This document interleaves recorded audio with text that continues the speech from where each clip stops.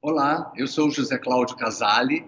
Eu e o Alessandro Leal estamos aqui no Congresso do American Association for Cancer Research, a ACR, Annual Meeting 2019, para contar um pouco das novidades do Congresso para vocês.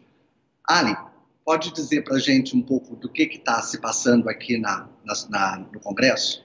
Como a gente tem observado nos últimos anos, a AACR tem se tornado um congresso muito mais translacional, trazendo inclusive estudos clínicos de fase 1 e fase 2, ou até fase 3, comparado com o que existia no passado. Ou seja, há uma interface muito maior do oncologista clínico com o pesquisador de ciência básica, o pesquisador de ciência translacional nas universidades, a maioria delas americanas, e é isso que a gente vê aqui. A gente tem observado essa interação. De novidade, existe hoje uma quantidade de dados sendo criado enorme, e a necessidade de se observar esses dados sobre novas plataformas e novos algoritmos. Então, o que a gente tem observado é a reanálise de dados do CGA, como já existia antes, mas sobre uma ótica de algoritmos computacionais, muito sendo empregado agora, algoritmos de machine learning, para genômica, para imunogenômica, para imagem também. Então, a parte de imagem que era observada, por imagem exemplo... molecular, inclusive. Imagem molecular. Imagem molecular crescendo bastante aqui no Congresso. Exatamente. E também imagem, por exemplo, tomografia, análise de ressonância, não só para acompanhamento de doença, mas como diagnóstico, formas de machine learning onde você consegue identificar padrões não reconhecidos pelo olho humano e também imagens de slides de patologia.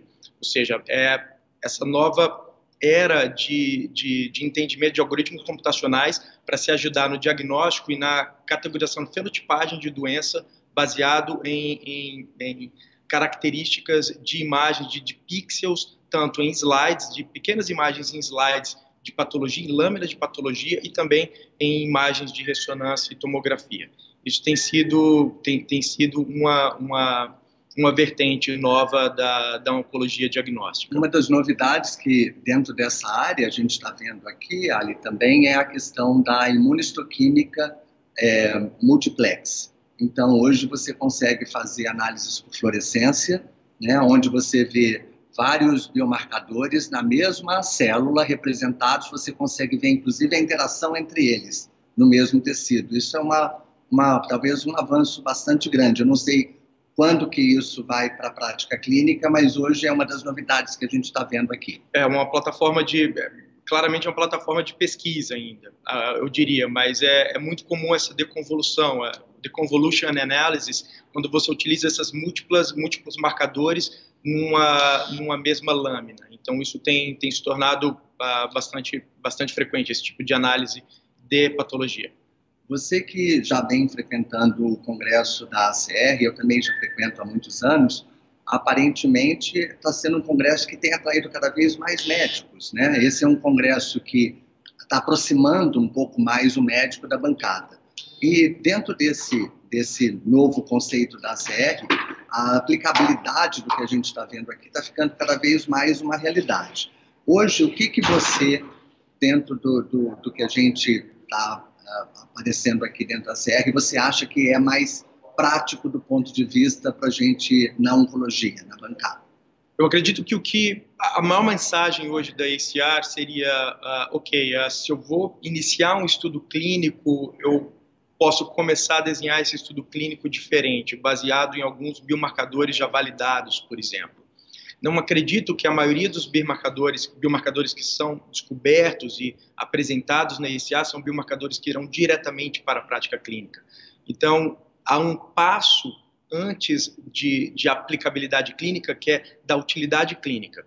Provar clinical utility. E a AACR tem um papel fundamental, Casale, nisso, que é obter esses biomarcadores que vêm de estudos translacionais e transferir esses biomarcadores para estudos clínicos de larga escala, onde será definido custo-efetividade, impacto em desfecho clínico, ou seja, a utilidade clínica é que tem que ser buscada através de estudos em larga escala populacionais. Mas eu acredito que o papel da ACR para o pesquisador clínico é fazer com que o pesquisador clínico reconheça biomarcadores que possam ser empregados, por exemplo, em momentos de randomização, em momentos de abertura de braços, de desfechos clínicos em estudos que hoje nós conhecemos, estudos randomizados.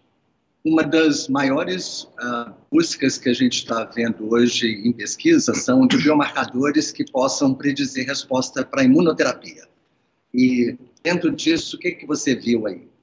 Uma chamada muito interessante que teve aqui na ACR foi: hoje nós temos mais de 400 mil pacientes tratados com drogas imunoterápicas em câncer, uma imunoterapia, que é um novo pilar da oncologia.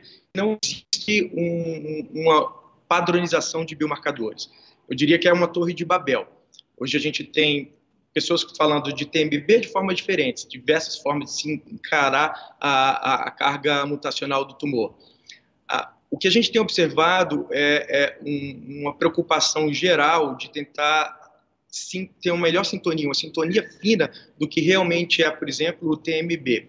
Existem formas de correção de TMB baseado na pureza do tumor, que é dissecado, que é preparado para se sequenciar. Existe também uma preocupação em reconhecer que os tumores eles têm níveis de número de cópias de genes diferentes. Existe uma diferença de ploidia. Então, hoje, o que a gente observa é tentar recalcular o TMB, tentar ver uma padronização de TMB, como se no passado, há 10 anos, há 15 anos, houve uma padronização, por exemplo, de FISH para HER2. Ou seja, ninguém sabia quando tratar um paciente com terapia-alvo baseada em trastuzumab quando se observava amplificação ou hiperexpressão de HER2. Então, havia um consenso, vamos falar a mesma língua. E o que tem que ser feito hoje é isso. Quando você vê as indústrias farmacêuticas, tem gente que fala TMB de um jeito comparado com TMB baseado, por exemplo, em painéis pequenos, baseado em exoma, sem quantificar baseado em pureza de amostra, sem quantificar baseado na ploidia do tumor.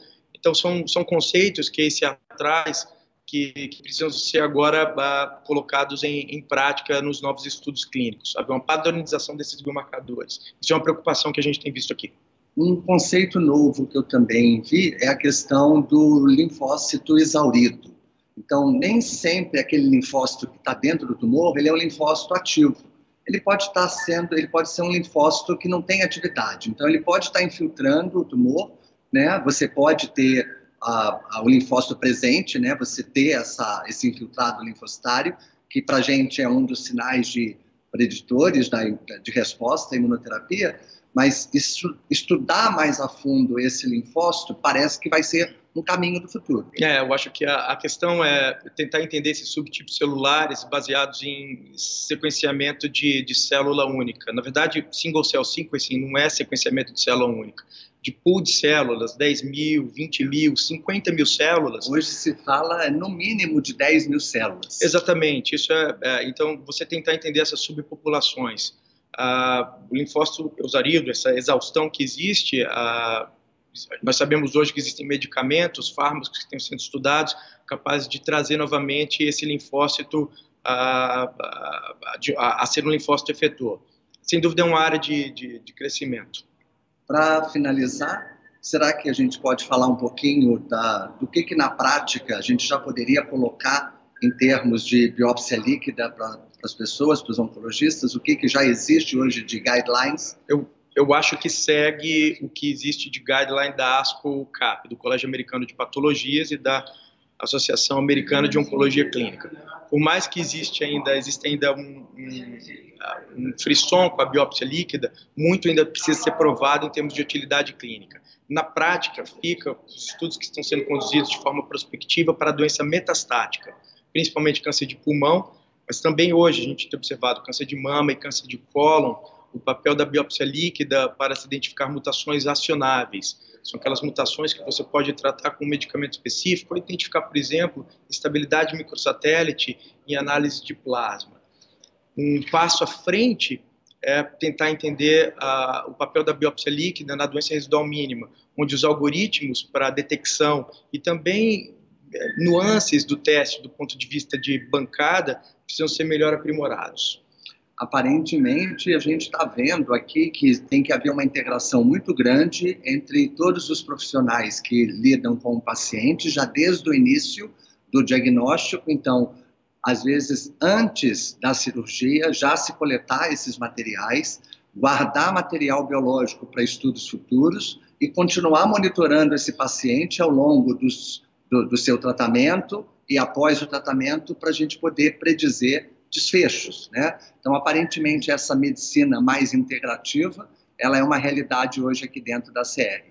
Eu quero agradecer a vocês, então, pela audiência.